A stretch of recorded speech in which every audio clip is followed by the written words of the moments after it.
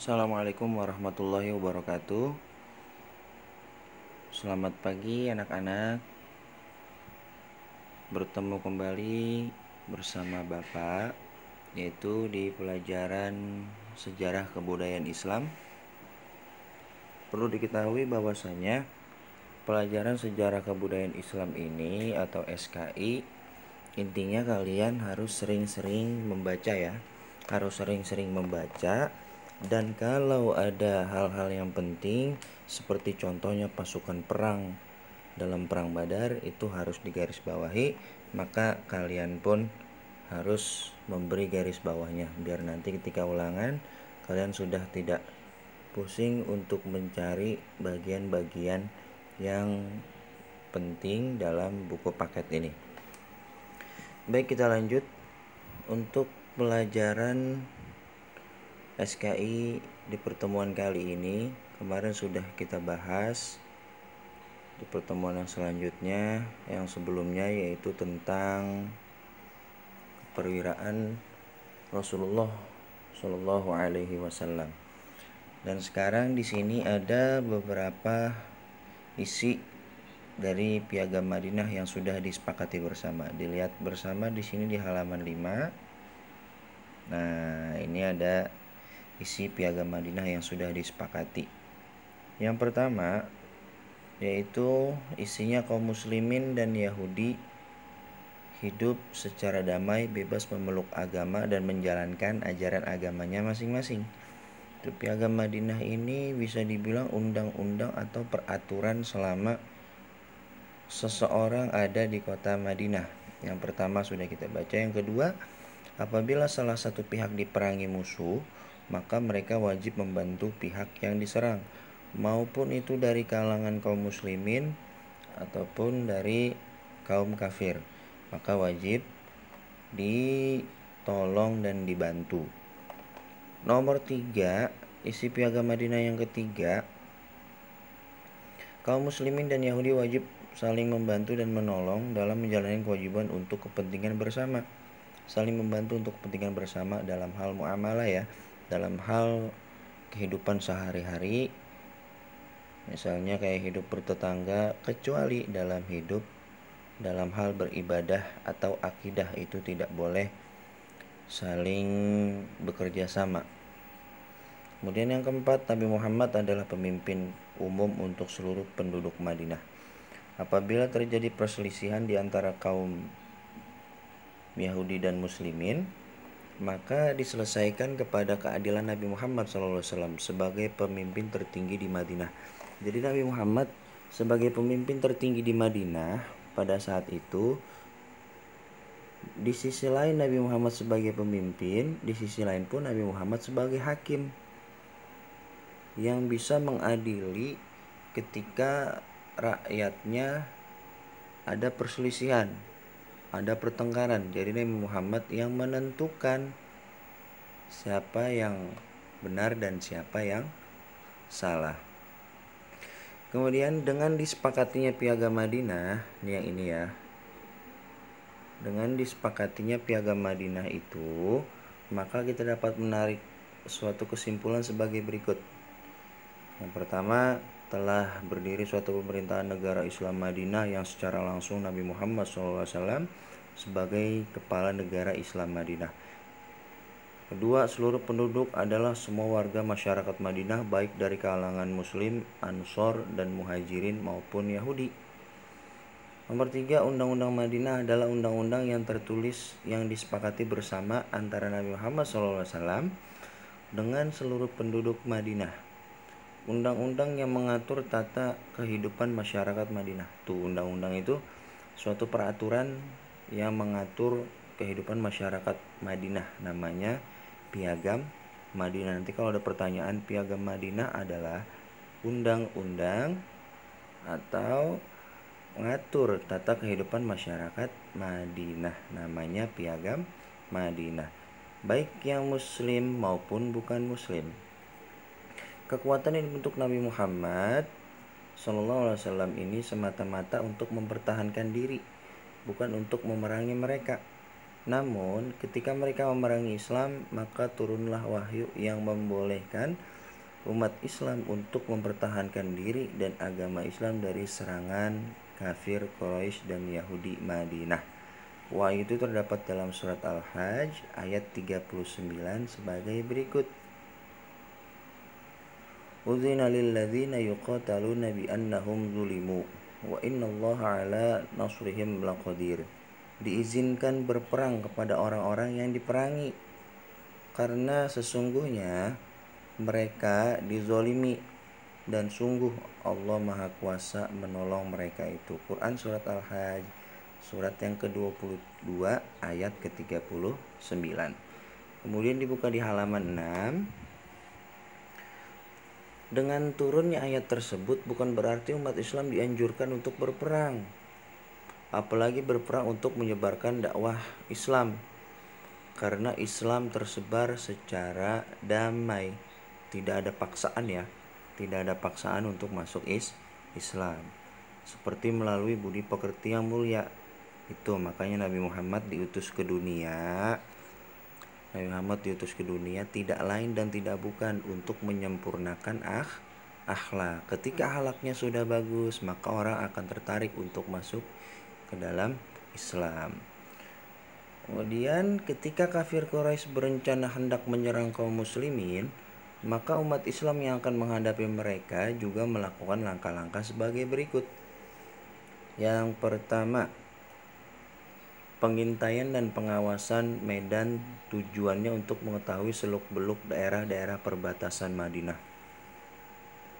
Kalau sekarang mungkin bahasanya dilihat dulu ya, dilihat dulu atau ditinjau dulu tempatnya seperti apa sih, gitu, tempatnya seperti apa, kemudian medan-medannya seperti apa untuk menghadapi peperangan. Yang kedua, berperang tujuannya mempertahankan diri dari serangan kafir Quraisy dan pihak-pihak lain yang memerangi Islam. Yang ketiga, tugas rahasia, yaitu sebagai mata-mata dan intel untuk mengetahui kalau ada serangan dari musuh, maka akan mengabarkan kepada Nabi Muhammad SAW dan umat Islam di Madinah. Sekarang pun ada, di zaman kita pun sekarang ada intel. Yaitu misalnya ada penyebaran narkoba, atau misalnya ada tempat orang-orang berminum minuman keras, khamr. Nah itu ada intelnya yang selalu mengintai, mengintip kegiatan-kegiatan mereka. Gitu. Ketika mereka lengah, maka disitulah akan diserang dan akan ditangkap.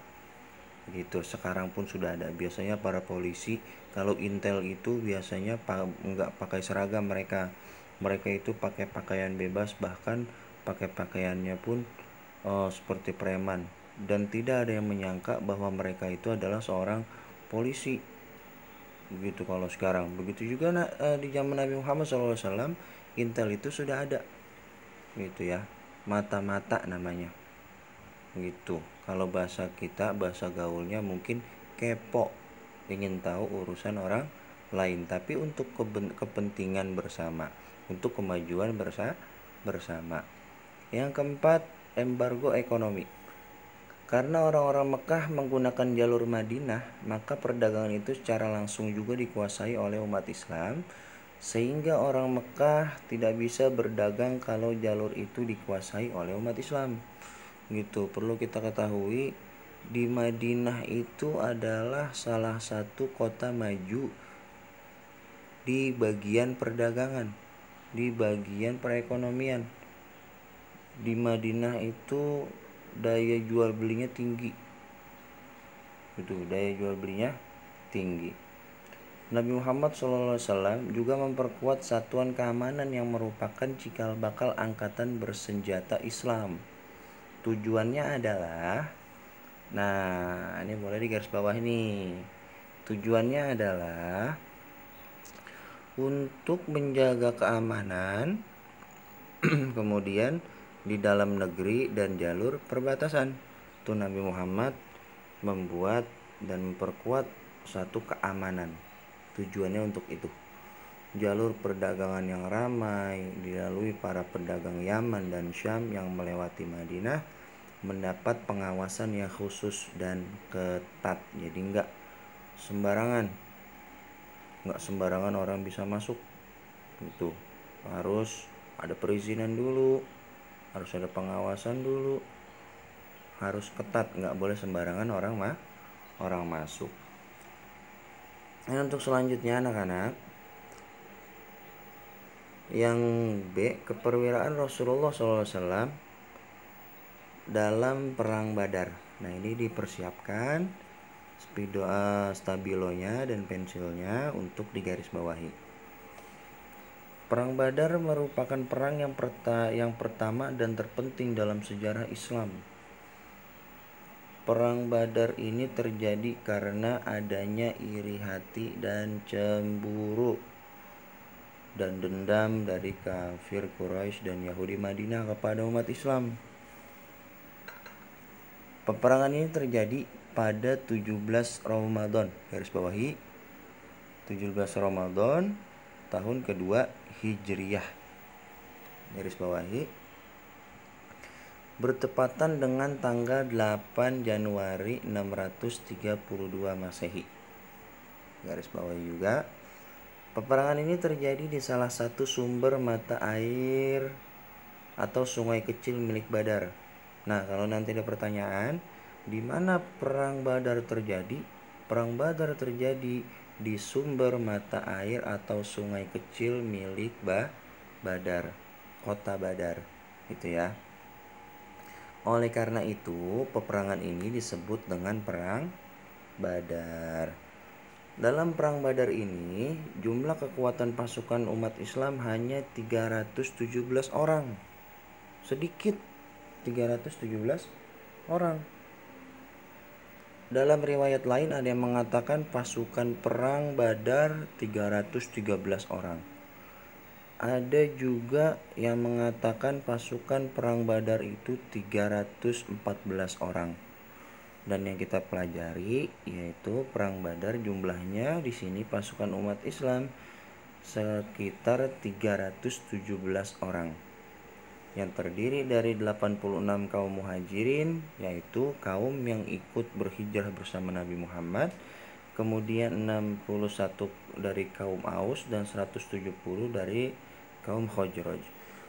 Pasukan muslimin ini tidak mengadakan pertemuan khusus dan tidak pula membawa perlengkapan yang banyak.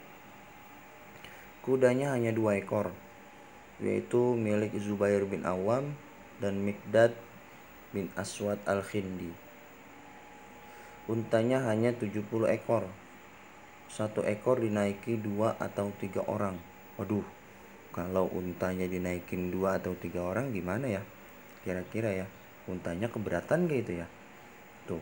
Sementara Nabi Muhammad SAW naik unta bersama Sayyidina Ali bin Abi Thalib. Sayyidina Ali bin Abi Thalib ini salah satu menantunya Nabi, yaitu punya istri namanya Siti Fatimah, yang juga Siti Fatimah itu anaknya Nabi Muhammad SAW. Dan Marsad bin Abu Marsad al-Ghanawi. Kemudian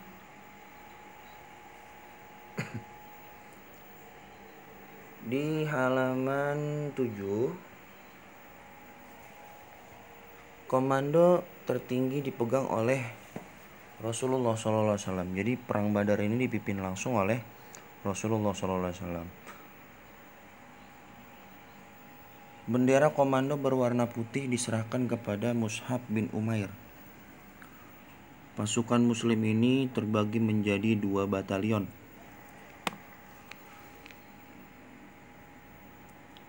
Yaitu batalion Muhajirin, benderanya diserahkan kepada Ali bin Abi Thalib, dan batalion Ansor, benderanya diserahkan kepada Sa'ad bin Mu'ad. Sementara kekuatan dari pasukan kafir Quraisy berjumlah 1.300. Kalau tadi kaum muslimin jumlahnya 317, sedangkan kaum kafir Quraisy berjumlah 1.300 kurang lebih. Ada berapa kali lipat tuh? 4 kali lipat ya. 4 kali lipat. Memiliki 100 ekor kuda. Tadi kita cuma punya 2 kuda. Ya, memiliki 100 ekor kuda. Nah, di sini bisa digaris bawahi. Kemudian dan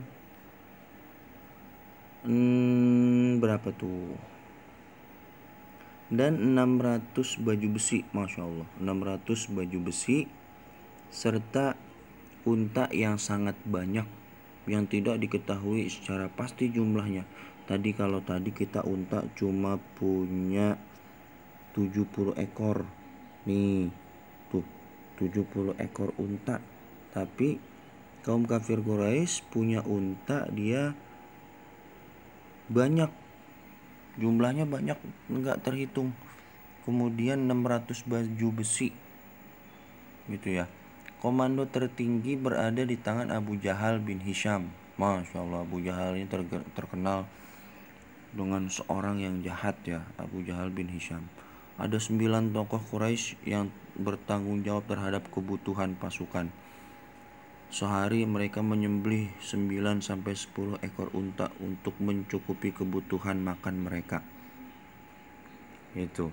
Nanti juga ada sosok sahabat ketika suatu perang, di perang terakhir nanti di pelajaran berikutnya, ada salah satu sahabat yang mensodakohkan, yang mengasihi hartanya untuk pasukan perang, yaitu pasukan kaum muslimin. Ada salah satu sahabat, nanti kita bahas di pertemuan yang selanjutnya. Kemudian dalam tradisi peperangan bangsa Arab sering dimulai dengan perang tanding.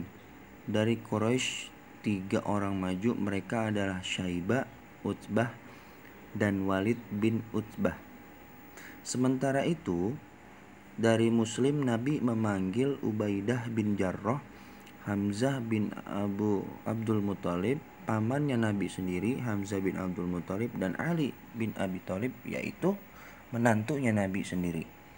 Ketiga jagoan kafir Quraisy tadi dapat dikalahkan oleh kesatria pasukan muslimin. Wah, betapa hebatnya ya. Itu Hamzah bin Abdul Muthalib, macannya pasukan muslimin, gagah berani. Hamzah bin Abdul Muthalib. Ali bin Abi Thalib pun tak kalah. Ubaidah bin Jarrah pun tak kalah hebatnya. Ketiga orang kesatria pasukan muslim dapat mengalahkan ketiga jagoan kafir Quraisy. Setelah perang tanding selesai, maka terjadilah peperangan terbuka yang melibatkan banyak pasukan dari kedua belah pihak. Tadi berapa jumlahnya? 317 melawan 1.300 kaum kafir Quraisy. Diingat-ingat tuh jumlahnya ya.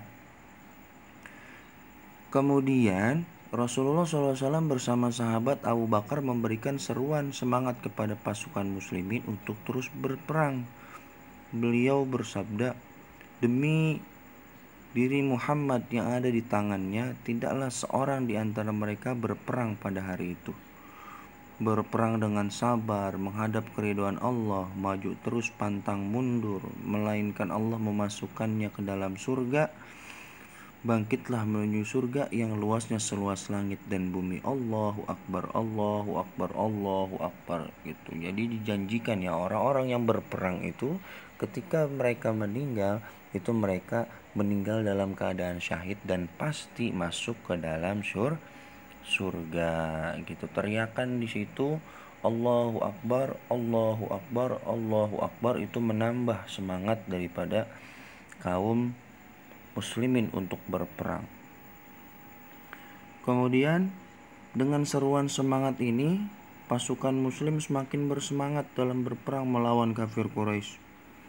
317 melawan 1.300. Peperangan berkecamuk dengan sangat dahsyat dan serunya. Walaupun jumlah pasukan muslimin sedikit, tapi semangat juang membela agama sangat besar dan tinggi membara. Maka kita seharusnya sebagai kaum muslimin ketika agama kita dihina oleh orang di luar kaum muslimin, maka kita wajib marah, kita wajib kesal. Ya. Di samping itu, Rasulullah juga memohon kepada Allah untuk kemenangan dalam perang Badar ini berada di pihak kaum muslim. Dengan semangat yang berkobar dan harapan untuk meraih surga seperti yang dijanjikan Rasulullah SAW, pasukan muslim mulai menerjang pasukan kafir yang jumlahnya lebih besar dan banyak. Wah, tidak bisa dibayangkan pada saat itu. Kemudian dari pihak kafir Quraisy sendiri justru sebaliknya. Mereka merasa khawatir dengan melihat semangat juang yang tinggi dari pasukan muslim untuk meraih surga. Mereka tidak mempunyai motivasi apa-apa. Maka kalian pun sebagai murid kelas 5, motivasi kalian apa di kelas 5? Apakah kalian ingin mendapat nilai bagus? Nanti kalau dapat nilai bagus dapat hadiah dari mama atau dari ayahnya gitu. Jadi harus punya motivasi. Di kelas 4 kemarin kalian cuma finish di ranking 10 misalnya. Kelas 5 ini aku gak mau kalah. Pokoknya harus punya prinsip. Nanti kalau aku kelas 5, aku ingin dapat ranking 5 besar. Gitu ya. Harus punya motivasi. Nanti di kelas 5 Nabawi ini yang juara 1, yang ranking 1 dapat hadiah khusus dari Bapak. Ya. Dapat hadiah khusus dari Bapak. Apa itu hadiahnya? Masih dirahasiakan. Kemudian mereka tidak mempunyai motivasi apa-apa dalam berperang selain rasa kebencian dan dendam terhadap Nabi Muhammad SAW dan para pengikutnya. Mereka berperang hanya untuk melampiaskan nafsu, dendam, dan kebencian belaka. Sementara itu, pasukan muslim berperang demi agama dan surga yang dijanjikan. Akhirnya, peperangan ini dimenangkan pihak pasukan muslim dengan terbunuhnya pemimpin kafir Quraisy, yaitu Abu Jahal bin Hisham.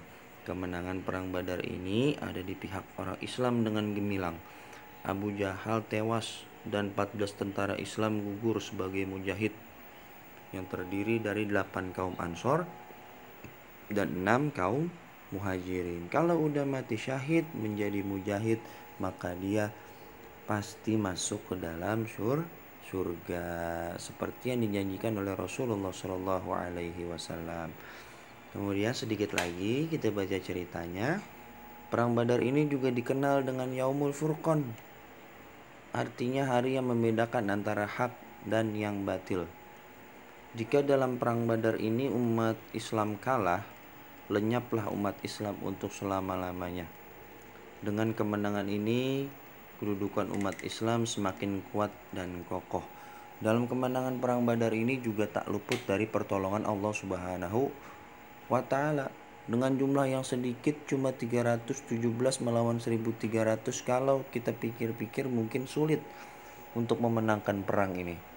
Tapi di situ ada Allah Subhanahu wa Ta'ala yang bisa membolak-balikan seperti membolak-balikan telapak tangan kita. Allah bisa semuanya. Takdir Allah pasti bisa. Kalau Allah sudah bilang kun fayakun, terjadi maka terjadilah.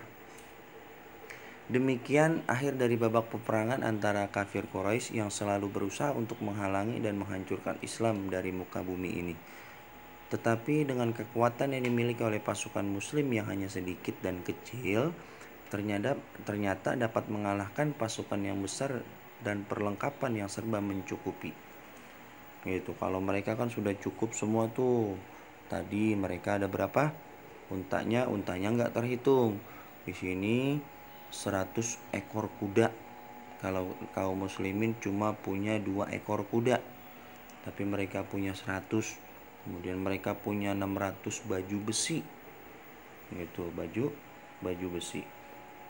Semoga kita dapat mengambil hikmah dari peristiwa perang Badar ini dengan meneladani sikap keperwiraan Rasulullah SAW. Beliau tidak takut dan gentar dalam menghadapi musuh yang jumlahnya sangat banyak dan peralatan yang sangat lengkap.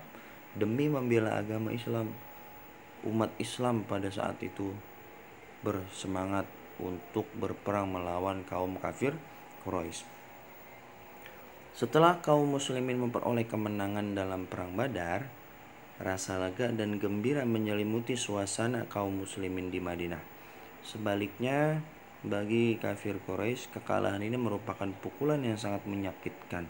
Yang pertama diantaranya yaitu dengan jumlah dia yang banyak, dia kalah.